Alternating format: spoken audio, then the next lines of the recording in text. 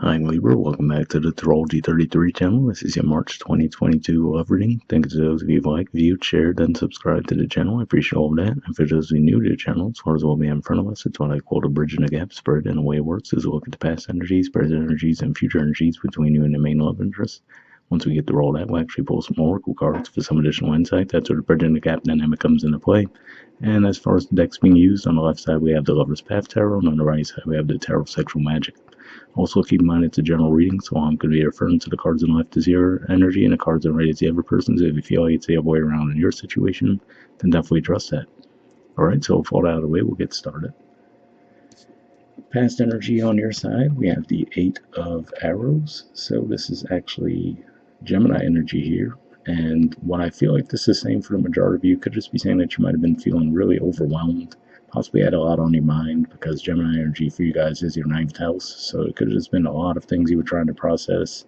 For some of you, might have been feeling a little bit of depression. But yeah, either way, it looks like in the past you just really weren't able to express yourselves and really receive information too clearly at the time. Alright, past energy on their side, we have the Fool. So I can see this coming across a couple different ways. Could just be saying that they might have come forward to you with an offer, and because you were feeling in that state already, you might have just felt a little overwhelmed with it. So they might have just taken it as rejection and moved on from the situation. For others of you, it could just be saying that maybe even unrelated to what the two of you were going through with each other. It could just be saying that while you were going through a bit of a low cycle, this person might have been getting out and about and exploring new things.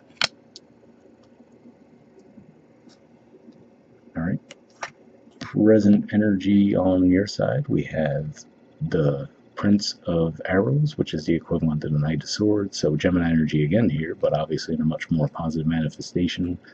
So if we think about the artwork there pointing to that, the term that comes to mind is down in the dumps. Right now it's like you're almost above the clouds, because we see here this person has a much more bright, sunny outlook than we see in the past position.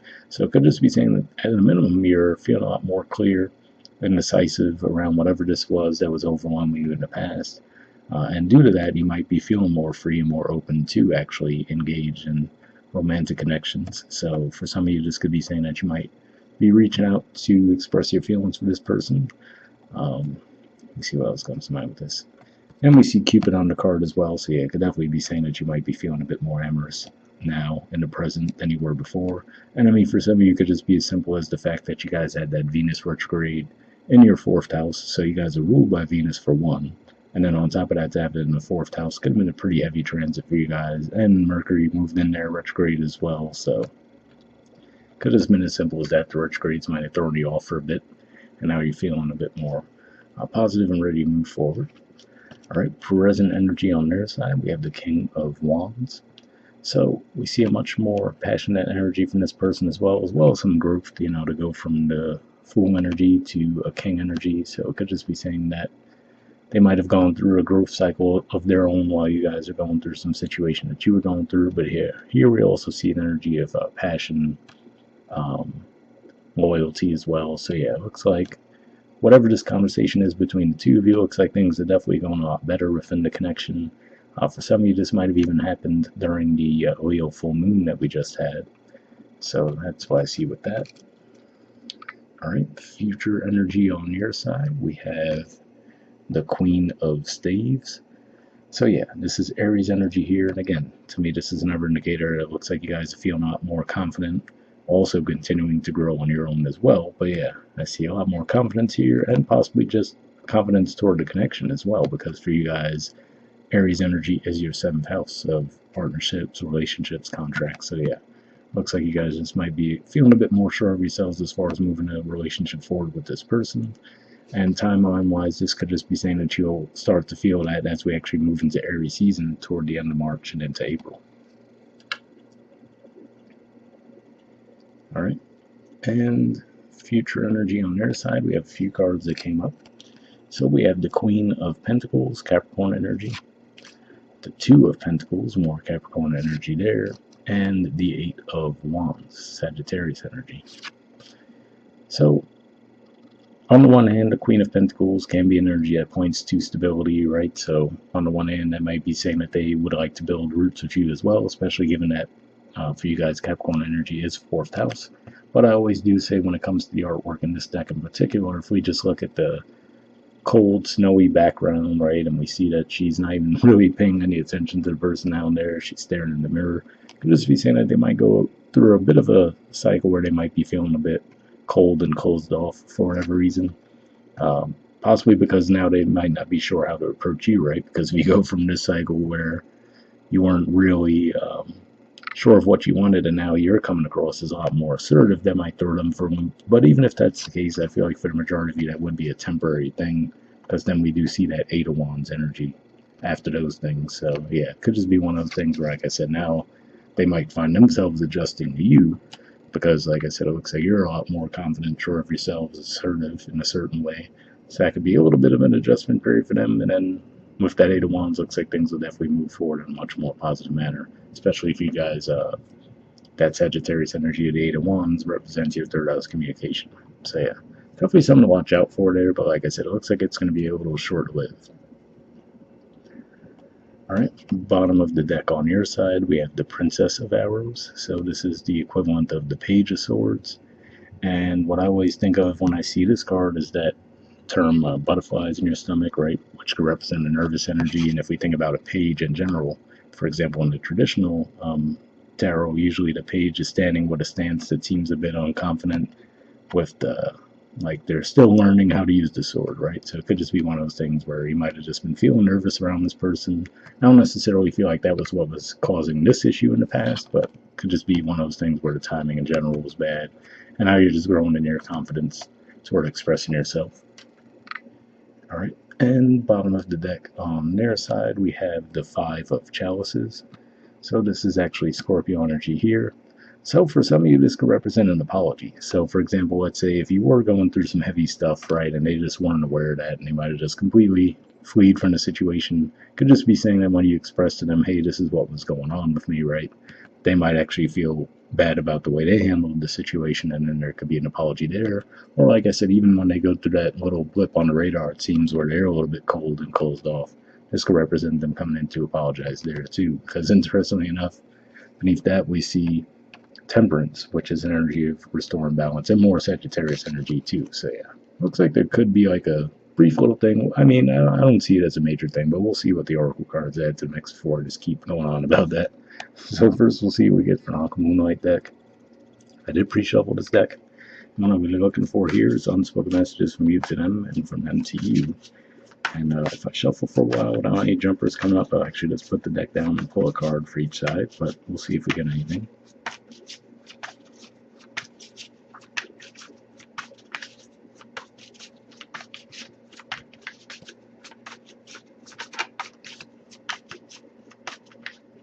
Alright, and this one doesn't want to go back in the deck, and we'll see if we get any from them to you now. Alright, got one there, so put the deck down, see what we got on your side first. Okay, we have baggage. It says, I'm sweeping away toxicity to make room for what's truly important. So yeah, that could definitely be what was going on with you guys with the 8 of Arrows energy in the past. If that's the case, it looks like you're pretty much already done with that, or at the very least when we physically get into March, you'll be feeling like you're done with that cycle. And that could be why you're feeling a lot more positive as far as moving forward toward this connection.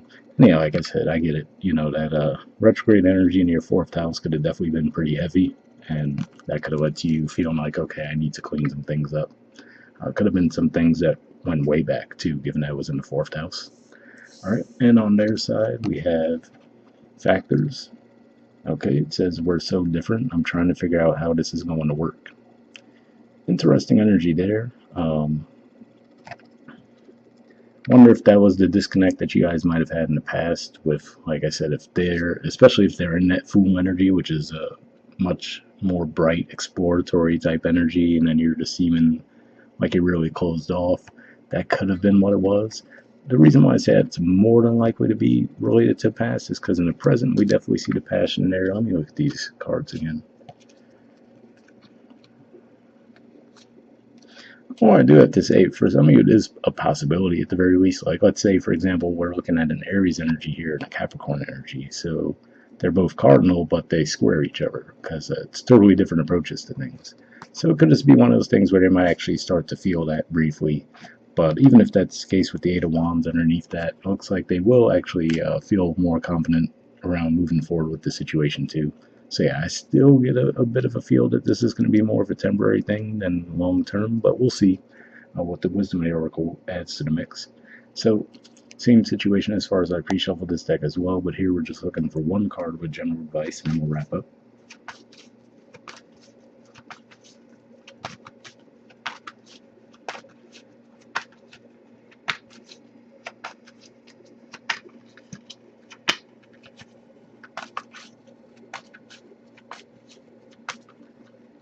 Alright, and that one doesn't want to go back, so let's see what we got. Okay, we have the tribe. There's the artwork, and the number is 8. So let's see what this has to say.